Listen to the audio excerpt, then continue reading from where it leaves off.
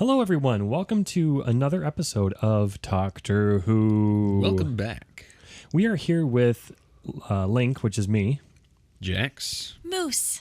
Yes, and we're not with Jen and Light today, but that's okay. They will not be joining us this evening. And the reason why is because we're going over The Empty Child and the Doctor Dances. One of the scarier of the Air quotes. Yeah, quote unquote scary.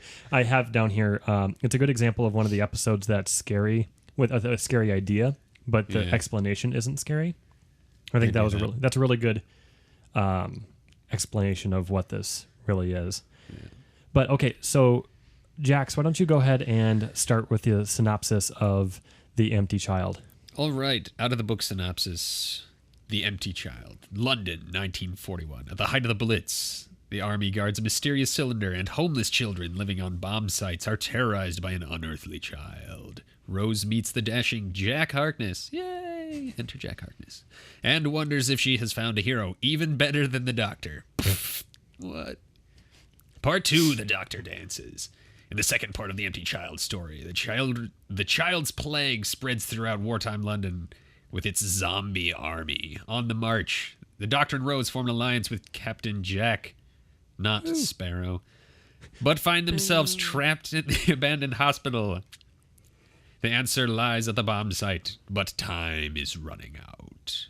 Dun, dun, dun. Great synopsis.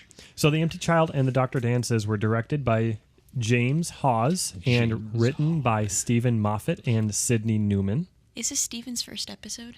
I don't know if this is Stephen's first episode. It may be. I believe it is. Mr. Moffat. You have the pamphlet right in front of you. Yeah. No, it's just talking about the commentary. Oh, written it by might not Stephen say. Moffat. It may not say. Yeah. Both of these episodes got a 9.1 out of 10 on IMDb, which is fantastic. Yeah, it's pretty high. Yeah. Captain Jack makes his first. He makes his first appearance here. So that's the very first time that you see Captain Jack. Technically. Right. Moving on. You see Captain Jack as Captain Jack. Yes. For the first time here. Yes. Hence the technicality. Spoilers. Spoilers. Other trivia that we have for this episode are when Captain Jack mocks the Doctor for his jacket is actually a vintage 1938 German U-boat commander's jacket, which is what he calls it. And way to go, Jack. Yeah. He knows stuff. He knows stuff. I know stuff. Some scenes were cut out of this episode because they were too scary. Ooh, too spoopy. I believe it. Yeah. Which ones? I don't have any information about what was cut. I wish we knew that. But yes, I heard that there were ones that were cut. I wonder if that's in the special features. Perhaps, maybe. The hospital that they were in this episode was the same one that they took the space pig in the Aliens of London. Of course it was. Really? Mm-hmm. Of course. Huh. Well, there's They must have obviously changed the decor a bit. there's obviously only one hospital in all of London. And it's Doctor Who. They have one set for 5 different places. Maybe the That's other true. hospitals were like, no, we're a hospital. Go film somewhere else. Maybe. That'd be too logical. This is also the first episode where there are no deaths. Yay. Everyone Just this lives. once. Technically true. Yeah. Everybody lives. Everybody Just lives. once. Just this once. Why did he have to put that stipulation on it? Dang I it, don't know. Doctor. I don't know. 900 years, people die a lot. But yeah, both of these were written by Mr. Moffat. Yes. So it's quite amazing that everyone does in fact live. Maybe he just wanted to start soft. Well, no, this is him being a big jerk to us. Because this is the only time that everyone will ever live in any of his episodes. Well, that's probably why he said just this once. It's quite possible. This is why I hate Moffat. That wasn't the guys. Doctor saying that. That was Moffat saying It that. was. Yeah, This that's is true. why I hate him. Gosh. I like him. He can kill as many people as he wants You to keep the take story interesting. No. And Because keep he the story writes interesting. some good shit. Let I me think- tell you. Except he keeps reusing the same storyline over and over again. I'm sure we'll get to that and argue about it. But for now, For now, I think that this is one of the best executed episodes, I do have to agree with that. especially in the first season. Yes. Especially. especially, I would absolutely agree with that. I would call this episode the hallmark of what New Who is going to be. I feel like this was definitely the hook. Okay, Blues Traveler. Well, it did bring me back. Yeah. I wasn't super excited about Eccleston the first time I watched this show because the first episode I ever saw was Tennant. And so when I started over and I was like, oh, who's this guy? But this was one of those episodes where it was like, okay, this show, I could watch this.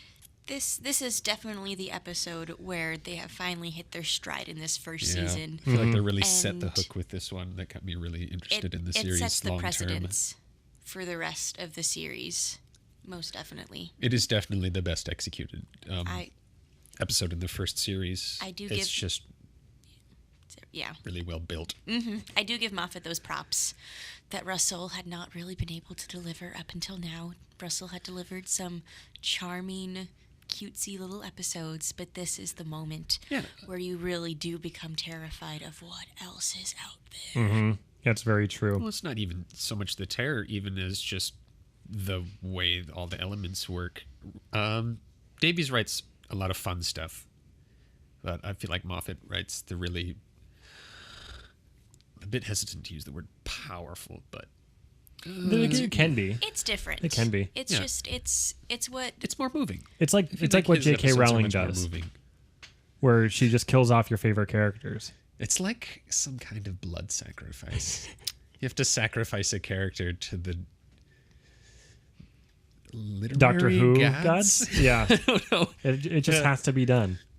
It To makes the story breathe more life interesting. back. Yeah. Someone has to die for the story to stay alive. Yeah. Even though Ouch. the poor writing. explanation I of don't know. It's pretty effective. I'm just saying, I took a writing workshop once upon a time, and they told me, don't kill off your characters, because once they're dead, and nothing else can happen. excuse me, fanfic. Boom. Fanfic is Yeah, terrible boom. fic. That blew up in your face, boom. But you can still get characters back. No. Yeah, but Fanfic is making an your characters survive in abomination. stupid ways indefinitely isn't Abomination exactly that is successful either. Canon. Cannon schmannon. Anyways, devil's advocate aside, even though I know, even Sounds though delicious. this episode doesn't have it's a scary episode, yes, but it doesn't have a scary explanation as far as once you realize what's going on, oh, okay, well that wasn't that scary to begin with. Yeah. The doctor's transformation, not the doctor, but the other doctor, his transformation Dr. into Constantine. Dr. Constantine. Ooh, Constantine. They pronounced it differently, but yeah, Dr. Constantine, his transformation to the empty child was terrifying. Oh, yeah. I think he said Constantine. Constantine. Yeah, Yeah. British Either way. pronunciation. But yeah, holy cow, that's one of my notes. Oh. His transformation is super creepy. I wrote Along down... with Algie's yes. transformation as well. But the doctor's is much more Because you see all of it. visual. Yeah. The subtle slower. realization of, I have this mark upon my hand. I know it is about to happen within the next 2 minutes. But I really liked his quote that as he was talking to the doctor, as the two doctors were talking, just the quote he said right before he turned was, "Before the war, I was a father and a grandfather. Now I am neither." But I'm still a doctor. Yep. And then doctor says, yeah, I know the feeling. Yes. It's true. And I think in that moment, that is just so heartbreaking, and it really helps ground you to remember what war is. Yeah. War is about. Taker of life, and well, this turned really dark all of a sudden, guys. Woo! But also in that moment, we get to see, our doctor, the doctor. We get to see him just be so vulnerable, and have that moment of, yeah, I know the feeling, and that within itself is so heartbreaking. Because in the classic series, his first companion is his granddaughter. They Yep. get to travel around in time and space. And now it's after the Presumably Time she Lord. dies. Yep. Everyone is Does she? dead. Does We- she? Well, can she's assume. a Time Lord, and he's the last of the Time Lords. So I suppose, yeah. That's a good point. Yeah. That's a very good point. I'm pretty sure she does die, like, straight up in the series, though. Season? Well, 'Cause these are No, Susan doesn't. No? A companion doesn't actually die until much later in the original series, and I forget what character it was, but it was a guy. Huh. And those were very, very tragic circumstances from what I remember in the Jeepers. summaries. So, she must just go back to Gallifrey or something at some point. You know, either that or, you know, she falls out of this timeline that the Doctor is in. So, you know. Nuance doesn't really matter. She dies eventually. Technicality, and honestly, we don't know. We don't actually know too much about her. Probably no one cares. anybody listening, anyways. Okay, so for If the you second, care, I apologize. yeah, Moving in on the anyways. second episode, the Doctor dances. I feel like Rose was being really dangerous, telling Nancy about the future, even though I completely understand why she did it. Yeah. Because Nancy, that's her name, right? The Yes, girl. the girl. Who's not a girl. Nancy was terrified at that point. Yep. Saw all this stuff happen in front of her, and her son, who was dead, get back to life again with his condition. Plus he died. I completely understand her reasoning behind telling her about the future, about how Great Britain wins. But it was still really risky. I don't know. I mean, the war's going to be over in a couple of years anyways. And That even was what, 1940? It was 1941. May of 1941, the war had just begun. And so, well, for Britain, it started in 39, and then the war will end in 1945. So they still have 4 more long years of fighting and 4 more years of awful atrocities that are going to happen. Yeah. I feel like telling you 4 years in the future isn't super risky, though. I know, but Like, even you win. You win. It doesn't end here. I don't Yeah. think of it as Cool. being risky as telling Nancy, London's just still there in because 50 years. you know, Nancy, it's the height of war. Nancy, you know, she says, "I'll believe anything," Yeah, it's true. which, you know, she doesn't think that she's going to survive in like the next 10 minutes. So telling her something like that, I don't think it's risky. I don't think it breaks any laws of time. If anything, it's just to help give Nancy that little bit of hope that she needs so she can continue to survive. Yeah. I mean, even if she did grow up to be like an influential figure, by the time she reaches that point, everything she know about the future would have been the past anyways. That's true. Interesting note, Florence Heath, who was the woman who played Nancy, was 20 when this episode was filmed. Wow. Yep. She totally looks like 15 Yeah. or less. Yeah. So they really cast that person very well. So I know we kind of jumped around a lot, but anything that come out of this, like, do you have any other notes? I know I was really kind of light on my notes because I was just watching it. Well, because the episode just sucks you right in. Yeah. Because it's fast paced, and you know you're just aching to know what is going to come next. I know the first part passed very, very quickly. It got to the end of the episode, and I'm like, Oh, it's already done? Yeah. what? Yeah. No, this can't be over yet. I had three notes. That's it. Yeah. I did note with the second part, the Doctor dances. I love the mention of Pompeii because we will get to visit Pompeii Yeah. later on. You know, Pompeii is nice if you want to make a vacation of it. We have to set your alarm clock for Volcano Day, which, as we will see when David Tennant becomes the Doctor, he Is the actually episode does name. say Volcano Day. Well, that's the episode's name, too. Oh, it is? Yeah. Okay. Also, this is the first mention of bananas. Is it... Do bananas do bananas come up more often than I'm thinking? Yes, they the do? David Tennant Doctor, he loves bananas. Oh, well, who doesn't Is like he- He bananas? loves. He accidentally. Bananas for them? He accidentally makes like a banana alcoholic beverage in the with Lady Pompadour or Madame Pompadour. Oh. You know, the girl in the fireplace. Oh, yeah, in that yeah, episode. yeah. Interesting. I don't So remember I love the the mention of banana drink. bananas. For those people that keep track of those things. Also, For can the we? record, Yes, bananas suck.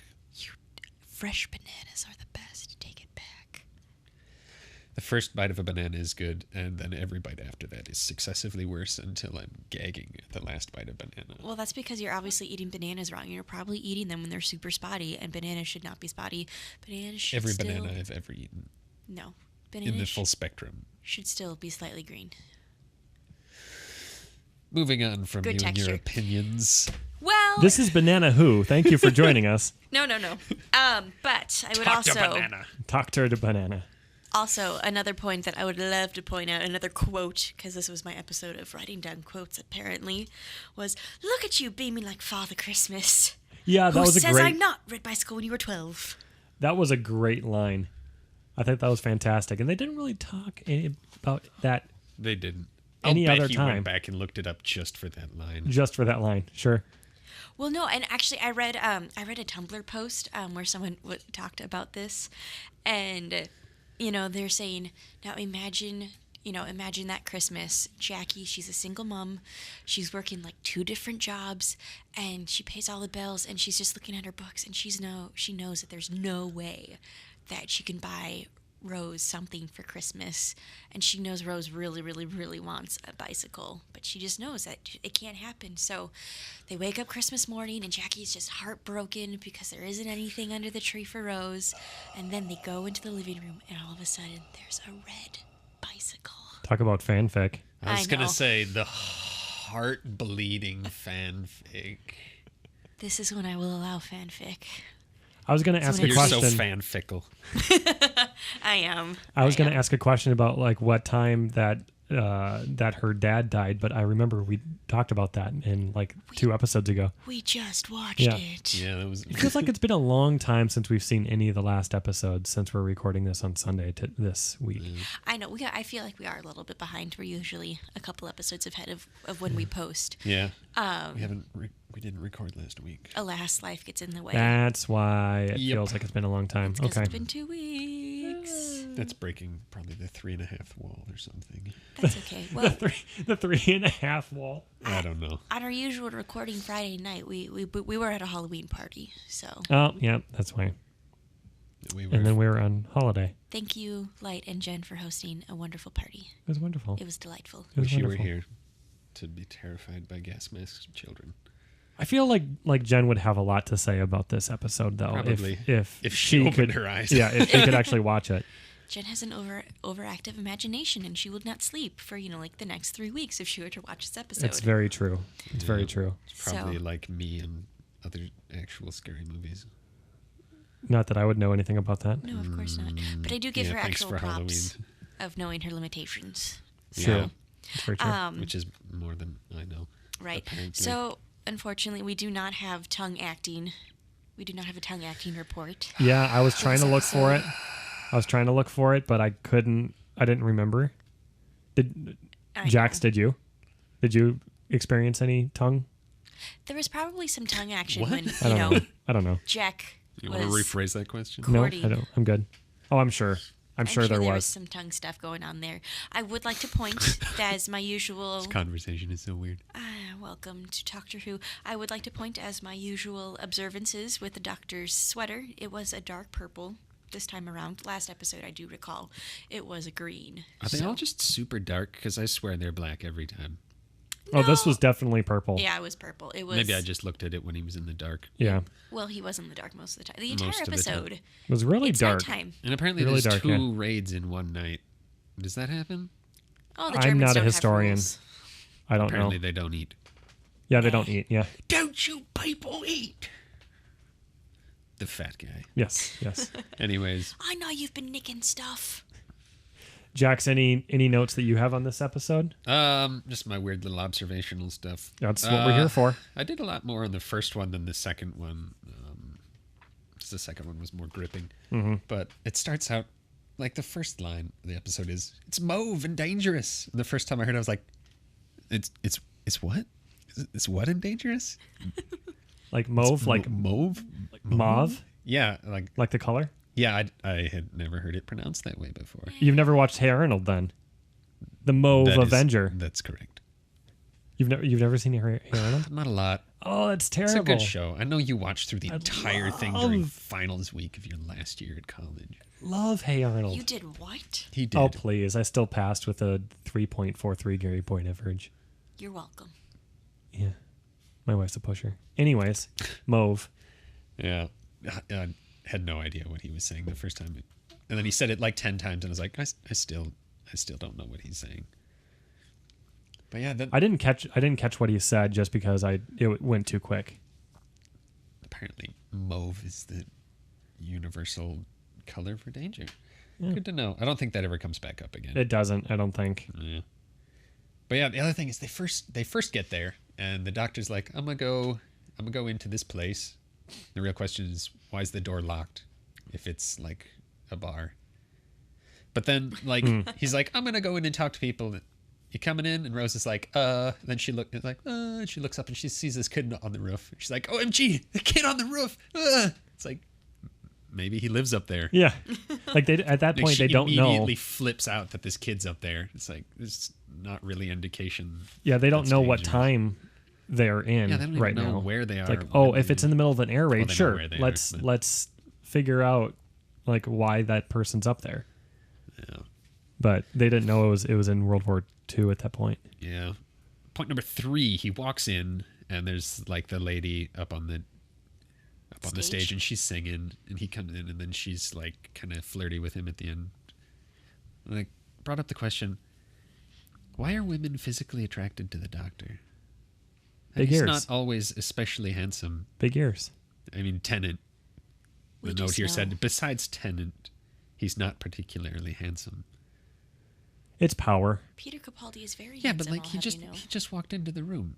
Like nobody. I can understand like they've been around him a while and they know he's like this Time Lord. Ooh. Yeah. But like he walks into the room, and they're like, "Oh, hey, handsome." It's like, you seeing that face? As a woman. I'm sorry, Eccleston. I have nothing against your face. I just don't think it's conventionally handsome. As a woman, I am just going to say that, Link, I love you, but when I first met you, I did not think there it goes. that you were a particularly handsome fellow. And here it is. You've got a voice. You got a face for a radio show. Well, that's why we're doing it. Hey. But I just think there's that woman's intuition where when you usually have a good sense of when someone is a good person and a good man, and I think it was one of those cases for that singer of like, hey. So why are you with me? Okay, well, we'll pretend I believe you and move on to the next one. I actually, in fact, think you are very, very, very indeedly handsome. Oh, thank you. Which snack. I can bring this up. I can have a horrible, horrible spoiler for later on with Amy and Rory. No, that's way out there. 3-4 companions from now. I only accept spoilers if it relates to something that we're talking about at this point. Yeah. This relates to you and me. No, it's okay. I know exactly what you're talking about, but no. I know you do. Yeah. The next point was that balloon, like this huge barrage balloon thing, and then like the rope's just there, and she grabs it, and then it flies off. It's like, I'm sorry, was this not tied to anything at all? No, those weren't. I don't think. No, because he talks about it. He's like, oh, it must have come loose. That happens sometimes. It's like, okay, but like it literally wasn't even tied up. Like all of a sudden the rope's there. He's like, oh, this just fell down. I'm gonna grab it. Yeah. I don't know. That was weird. Again, I'm not a historian, so whatever. It always made me think. Crazy strong. Right. She was a hang on to that gymnast. thing. Do you remember the first one? Yeah, like in high school. It doesn't stay with you. It does not stay with you. That strength. It doesn't stay with you that long. She was definitely not. She was a working girl that Although, had to move piles of heavy clothing in the shop. Yeah, I'm sure that. Granted, moving boxes. She did spin the rope around her leg like a good person would. Oh, did she? Oh yeah. I missed that. Well, of course. Yeah, that's what you're supposed to do. Rose is smart. Yeah. She has a noggin in her head. Okay. All right. We won't go into that. As long as she doesn't have a gas mask in her head, she's all right. All right, moving on. Holy cow. When Jack first opens his mouth, he is so American. It's like you're so used to hearing all these Brits. That's very true. Sudden, it's like, oh, that's hello, American. I'm American. Holy crap, where did that come from? Fun fact, he's actually Scottish. Probably. And but David Tennant is actually He grew Scottish, up most of his accent. life in Illinois, and so he found it just easier to have an American accent so the kids at school wouldn't make fun of him. And so he originally did try the character with his natural Scottish accent, but it didn't work. So he put his American one on, and everyone loved it. And they said, If yes, he's gonna be that's Captain Jack. I was going to say womanizing, but he's Everything much more liberal nizing. than that. Everything nizing. Universalizing, Yeah. Person. adventuring, whatever scandalous rogue the American accent fits. That's true. But yeah, man, does it stand out in this sea of British accents we've been hearing. Mm-hmm. I have a piece of trivia here that I was kind of reluctant to say, but because I don't know the character reference, but it said that Russell T. Davies named Jack Harkness after Agatha Harkness from the Fantastic Four comics. I don't know who that is. You ever read the Fantastic Four? I never. I Really never read did either. comics at Never all. did either. I saw the movie once. I don't know if she was in it It or I saw not. wasn't the old memorable. one. No. Well, there's 3 of them, I think. Yeah, and I think there's a Yeah. reboot. There's 2 and then a And reboot. they never work. No. They've never worked. They're just. I'm hesitant to say they're not a particularly interesting superhero duo. Quadro. Set group. Quadtet. I don't know. Quartet. Oh, that's Yeah, what we'll they go didn't on. manage to get a lot of momentum behind them, even Yeah. in the reboot. Yeah. But anyways, Anyway, yeah, so I really, really like this pair of episodes because it's two episodes right after one after the other. I think this it certainly is my favorite one so far in the season. I think this might be actually my favorite one in all of the season. the first series. The first series, yeah. Yeah, Well, I would agree yeah. with that. I would say It's that's almost certainly no contest. the most interesting, the most gripping, I would say. Yeah, I would say so too. Awesome. Any other comments? I have some questions about the sonic screwdriver. How exactly do they ever explain how it sonics? Because I mean, earlier on, it seems like he points it at a lock, the lock explodes, sparks, smoke, whatever. But sometimes he just points it at a lock, and the lock unlocks. Mm-hmm. So Different how does settings. that I work? don't know. Yeah, Many like I'm a settings bit inside. confused because is it like emitting this digital pulse that emulates the key and fixes the lock? I mean, sometimes it just interacts completely digital, but obviously there's some sort of sonic aspect to it. Is he just like vibrating the old lock until it explodes? That was probably the idea because I think at one point the sonic screwdriver became a catch-all for everything. It definitely feels Which like it is- becomes that. It feels like it's much more sonic. It's more sonic in the Earlier very on. beginning, yeah. Yeah. It's more like a Because digital screwdriver later on. if you remember in season 10, is that what they're in right now? Or they're starting season 12? Oh, I have no I idea. can't recall. I'm so far The behind. new doctor has sonic sunglasses. Oh, really? Yeah, he does things with sonic sunglasses that he wouldn't do with sonic screwdriver.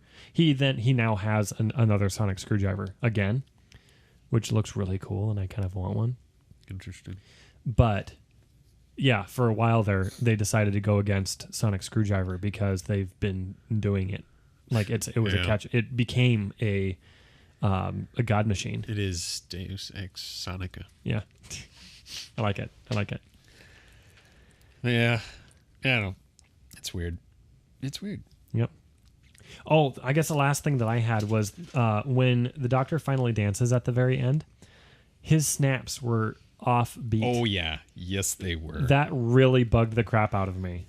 Very much so. I just remembered I can dance. But I can't keep time. Like what? What are you doing? I don't it think was- he could hear the music. No, the music wasn't actually there. You know, music is always added in post production. Yeah, it's like they should have still had something there or something, you know. The flaws of television magic. Doctor's super careless with the kid in this episode. Like when he's at the door and he's like, okay, I'm going to open the door now. It's like, are you out of your freaking mind? Yeah. She just told you that if it touches you, you're going to turn into an empty monster. Looking for your mum. But I guess the question is he already an empty monster?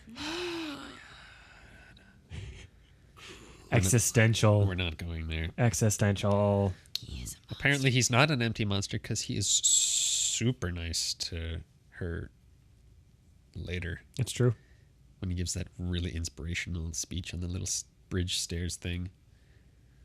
It's very true. He was super nice. I was like, oh, Sometimes, his moments. sometimes he's really nice. He has his moments for the people who deserve it. Yeah. Well, all right. I think that we've rambled on this episode for long enough. It's about...